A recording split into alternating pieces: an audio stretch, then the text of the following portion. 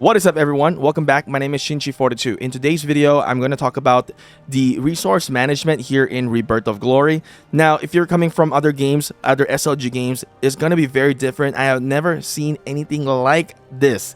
Very interesting, because in this game, we actually have villagers that are doing the work for us as we log off to the game. And you have to manage these villagers as well. So, not sure if you guys have seen this yet. You got to also make your villagers happy. If not, if they're sad, then I don't know what's going to happen. I haven't gotten to that point yet. So, you will have to manage your villagers to work. As you can see, this is my villagers worker page. It is not complicated, honestly. At first, I was like looking at it, I was like, oh, wow, what is this? But this is actually very interesting and it's very intriguing. I like it, because you have to kind of understand and have a good judgment on how you're going to manage your villagers. As you guys can see here, there's going to be different types of resources. Farmlands, there's going to be food, and there's going to be sawmill, which is your wood, your quarry, which is going to be your stone, and your mining plant, which is going to be for your iron, and then there's scholar circle, which is very interesting. And this one is going to be producing what you need for research. This knowledge point is basically what you need to research into the shrine. So you can see you're required to farm what you research. Very interesting. It is not about resources only, which is in other games you'll need like food, wood, stone to make research, and gold. In here you just need gold, and then as well as the knowledge point, and you can do your research, which is very, very different than other games that I have seen so far. So as you can see, moving into the resources in here, I'm going to pick one and explain one to you. For example, this mining plant. I want you guys to understand that in this game, you can add boosts in here to improve the production and as well as the transport. But here's the thing. You will need to manage this properly. So, as you can see in here, in this medium mining plant, in my inventory, I have 1.4 million of this iron. So, that is being stored in this specific plant. How do I extract that 1.4 million in here? Well, I need to increase my load per trip, and that's going to cost me some gold. So, as you can see, if I increase this load per trip, take a look. Actual iron production, 44374. All right. Upgrade. Now it's going to be 44943. That is increasing my production rate. So very confusing if you not pay attention to it, because the mining rate is basically just going to increase the amount of mining that you can get and then be stored into the mining plant. So if you want it to go into your inventory, which is here, you need to increase the transport rate. So that is what you're going to do when you get into the game. First, increase the transport rate, and then increase the production. At first, when I played the game, I was, not knowing what I need to do. I was going for like, okay, I need to get mining rate per hour. But no, you want to increase your transport rate first.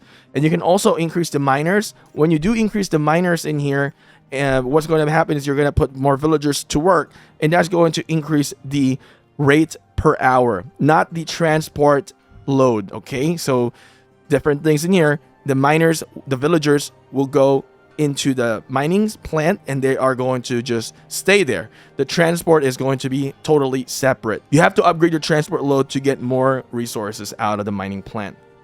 Now, as you can see, I can also increase the production in here by clicking boost, and I will do a transportation boost.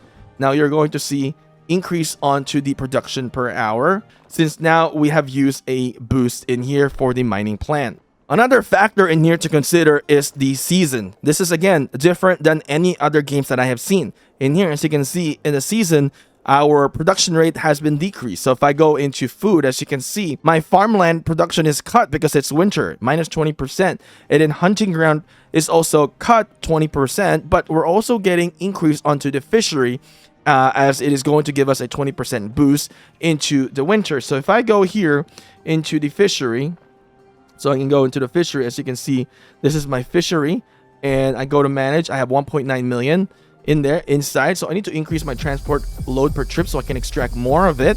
So that's pretty much what you're going to do here in the game. Just remember that there is also boost within the game, which is going to help you to increase the transportation. All right. Now, for the most part, this is the scene that you guys know and familiar.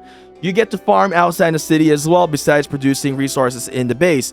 Now, for other games, you just build the resources and then you just click and collect. But this one, you have to do some management, as you guys can see. So when you're outside here, you're going to use your heroes to farm. So as you can see, if you're going to farm in a territory of your alliance, you're going to get plus 30% gathering speed. And at the same time, a portion of that will be taxed and it will go into your alliance inventory. So if you go here into a territory, you go into warehouse, it is going to get stored in here into your tribe food, wood, iron, and stone. That's how you're going to basically provide resources to your alliance, and your alliance leaders will be using those resources to build flags or territory, right? So farming inside the alliance territory is very good. So it's a really good tip if you are going to teleport into your alliance territory, is to not teleport like here in the middle, but rather teleport right here onto the side to allow any population of resources within your alliance territory. If you have no choice and you don't see any resource nodes within the alliance territory, then yeah, you will have to farm outside, and that's also acceptable. Now, there are items in here that are going to help you to gather faster, like this 8-hour gathering boost. There's also a 24-hour one, but this 8-hour gathering boost, you can use it, you can improve the gathering speed of your heroes for 8 hours. There's also other boosts in here that you can use, but these are going to be production for your city. So let's say go into the actual food production. Look at the screen in here. We only have a boost onto the fishery, so we're gonna use this. We're going to use a boost.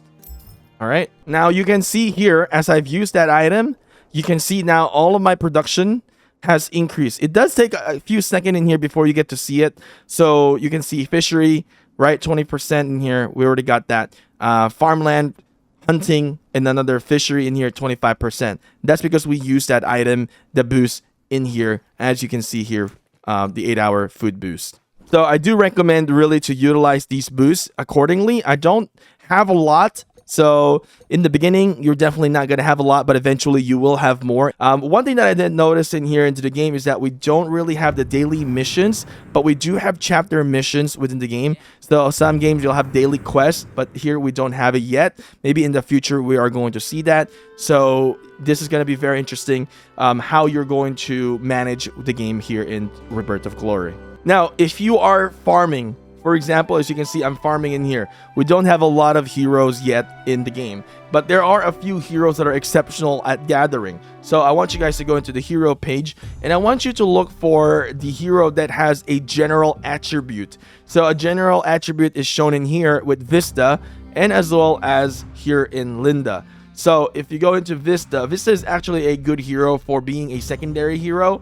So this is not something that you want to place as a primary hero. Now, when you go to Vista's talent and you look into the general talent, you are going to see a gathering talent in here. Increase gathering speed by 20%. I do recommend to add it on Vista and use Vista to gather. As of this time, there is no gatherer heroes in the game. As you can see, for this hero, I have also done the same. I've added into the quick work and we got 20% gathering speed. So within your base, there is also resources scattered around. You'll have to click it, and then your villagers are going to go and collect it. As you can see, I have a lot of villagers, idle 32, but then I click collect, and it's now collecting the fossil, which is the knowledge point, which is what you're going to need to use for your research here into the game. So like this one, we got, nope, this is a quest in here, lost supply, that is going to be on your lookout post. You can use your stamina to collect it, and then in turn you're going to get some resources. But sometimes there are going to be scattered items within the game. You'll have to look for it. Sometimes there'll be wood, and then like iron and stone, like this one, irons, okay, wood, there we go. Let's collect those. And then sometimes when the trees are done, you get to collect them and you get to chop them as well. So that's some things that they got here in the game in Rebirth of Glory that is very interactive, and which I find really cool. Now, into the base in here, you're going to have your shrine. This is where you do your research. And if you have already looked into your scholar circle, that is what's going to produce the knowledge points. The knowledge point is what you need to use to upgrade your technology here. So we are now in the economic technology, and I would recommend for you guys to look into this very carefully, because this is where you're going to improve your farming skills, your gathering skills. As you can see, I've improved my food gathering in here. These are going to be the production rates in here. As you can see, basic plow and sawing techniques, stone cutting, mining techniques. And then if you want to gather the stone and as well as the iron, you'll need to get this stone quarrying and as well as the iron ore mining. Now, eventually, as you move forward, you're going to definitely increase your ability to produce more resources as well as faster gathering outside the city. There are also a few things here to take note. As you upgrade your technology and the economic, I want you to look into the mathematics. The mathematics is going to reduce the time that you need to do your research as you upgrade them. So keep that in mind. This is something that you'll want to work towards to in the economic tree. And also there's going to be a lot of buff in here to help you to gather faster and collect more resources within the game. Remember, you will need to make sure to upgrade your scholar circle so that you can get more of the knowledge points, because some of them are going to be very expensive. Just like if we look into this, you're going to see that if I need to do this troop attack, it's going to cost me 2 million of the knowledge points. So it is something that you want to upgrade early so that you can start banking on them, because you are going to be using a lot of them in the later stage here into the game. So as you can see, I have 1 million here. I'm going to go and increase that. There we go. And that's how it's going to be very helpful for you, knowing and understanding how to manage your resources within the game. Now, as you join the alliance, and which I do recommend that you join a good alliance, over time you are going to be able to collect some resources in the tribe fort tab in here. As you can see, we got resources here on the top. Not a lot, but it does accumulate. So click claim. The more territory that your alliance obtain, the more resources you're going to get from that claim button. Let's go back out into the main continent. So in the alliance, there is going to be alliance resource nodes that you cannot farm. They are going to be like this. These are going to be camps that are going to be producing 2,000 per hour to the alliance resources. And some of that will be contributing in here, to which the members of the alliance can claim. Most of it will go into the warehouse of the alliance. There's also a resource center in here to which you can farm, and no one can attack you if you are inside of this. So this is a good way to farm if there's a kill event using the tribe resource center here. Now, another thing in here in Rebirth of Glory is this thing called artifacts. So if you go into your governor's page or your profile page, you're going to see the artifacts here. As you can see, I have the Traveler's Boots. The Traveler's Boots is going to allow me to recover more stamina. But as you reach, I believe, a certain level in here, you're going to unlock this. Click Forge, and you're going to be able to increase the gathering speed in here. It's going to be only for this tab, and you're going to need this fine leather, which you're going to get a lot of the fine leather by joining rallies whenever there is layer rallies in here. So if you see people rallying these monster layers, these are going to give some fine leather.